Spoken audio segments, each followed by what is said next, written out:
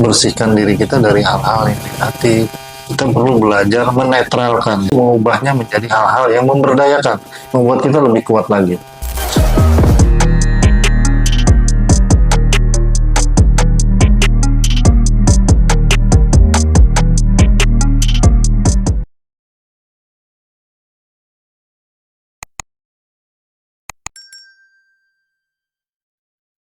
Halo sahabat Hipnoker semua, hari ini saya Coach Dani akan menanggapi pertanyaan apakah hipnoterapi itu bisa permanen setelah mereka dilakukan sesi hipnoterapi. Sebelumnya jangan lupa untuk di-subscribe terlebih dahulu ya teman-teman semuanya, agar kita terus mengembangkan konten-konten kita, menjawab pertanyaan demi pertanyaan, dan bisa terus berkembang memberikan edukasi buat teman-teman yang ada di rumah semua.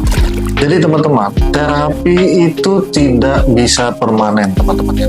Terapi itu tidak bisa permanen karena di Hypnocare Palangkaraya atau di saat seseorang diberikan hipnoterapi, berarti seseorang itu diberikan sugesti atau ditanamkan sebuah program ke dalam pikiran bawah sadarnya.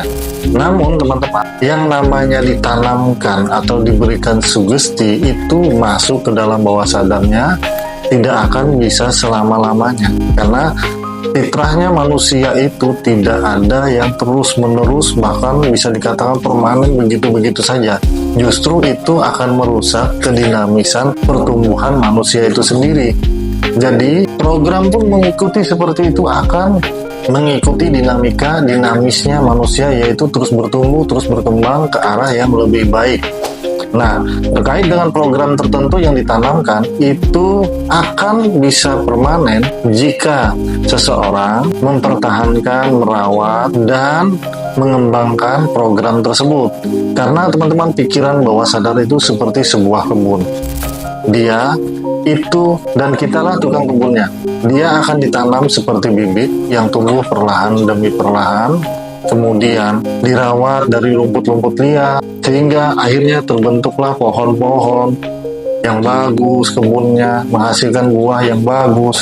Seperti itu juga sugesti yang kita berikan kepada klien-klien yang datang ke kita. Namun apabila sugesti itu kita berikan berupa bibit tadi ke seseorang, dan seseorang tadi tidak menjaganya dengan baik, tidak menjaganya dari rumput-rumput yang liar, hama-hama yang liar, maka apa yang terjadi? Bibit itu akan mati, dan tentu saja seseorang tadi akan balik lagi ke pengaruh negatif yang ada sebelum dia diterapi.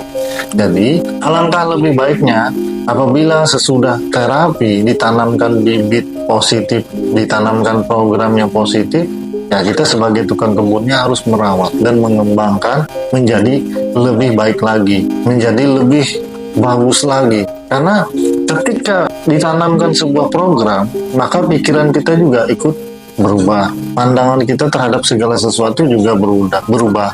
Perilaku kita juga berubah.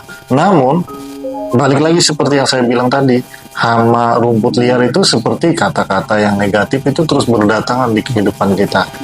Orang-orang yang memperlihatkan hal-hal negatif itu terus banyak terjadi di sekitar kita. Berita-berita negatif itu terus banyak di sekitar kita. Orang-orang yang melemahkan kita juga banyak di sekitar kita. Itu sama seperti hama-hama yang membunuh kita setiap saat. Jadi, untuk mempertahankan itu tadi tidak bisa hanya dengan sugesti yang diberikan saja. Bibit itu hanya sekedar ditanamkan, kalau tidak diperkuat setiap saat, tidak diperbesar, dan tidak ditumbuhkan, maka tentu tidak akan berhasil menjadikan seseorang bertransformasi menjadi yang terbaik. Nah, seberapa penting sih hipnoterapi itu? Ketika seseorang sudah merasa program-programnya di dalam dirinya ini justru menghambat dia mencapai kesuksesannya, maka seseorang itu wajib banget untuk memperbaiki program-programnya, menyadari bahwa ada hambatan dalam diriku, ada sesuatu yang kayaknya tidak relevan dan tidak selaras dengan tujuan yang ingin kucapai. Karena banyak banget hambatan demi hambatan yang jalani, sehingga ketika diberi program-program yang baru, ketika diberi sugesti-sugesti yang baru ke dalam pikiran bawah sadarnya, seseorang tersebut mudah melangkah melewati hambatan demi hambatan tadi. Karena Kita butuh tuh namanya energi, kita butuh namanya pencerahan pikiran, kita butuh keyakinan dalam diri kita, butuh memperkaya diri kita dengan berbagai macam pandangan, kita butuh banyak strategi kita melalui hipnoterapi. Teman-teman diajarkan bagaimana di coaching, nanti mengarahkan tindakan yang tepat, bereaksi yang tepat, respon yang tepat, terus bagaimana pikiran bawah sadar kita mendapatkan insight yang mana ketika insight itu masuk benar-benar ke perasaan kita yang paling dalam, sehingga dia menjadi penggerak kita, maka gerakan demi gerakan kita, langkah demi langkah kita tuh semakin mantap, teman-teman. Jadi tolong ditanya apakah seberapa penting hipnoterapi dalam kehidupan kita, ya kita tidak bisa menghindari sugesti-sugesti yang masuk, teman-teman. Sehingga ketika sugesti itu terlalu banyak yang negatif, maka kita perlu bersihkan diri kita dari hal-hal yang negatif. Kita perlu belajar menetralkan, teman-teman, hal-hal yang negatif tadi, lalu mengubahnya menjadi hal-hal yang memberdayakan, membuat kita lebih kuat lagi. Semoga jawaban ini membantu ya, teman-teman. Buat teman-teman semua, jangan lupa kasih komentar dan dukung channel ini terus berkembang. Dan buat yang mau jadwal sesi, bisa chat di bawah ini. Akan kami sertakan link juga untuk mendapatkan layanan hipnoterapi, khususnya di Hypnocare Palangkaraya. Salam dari saya, Coach Dan.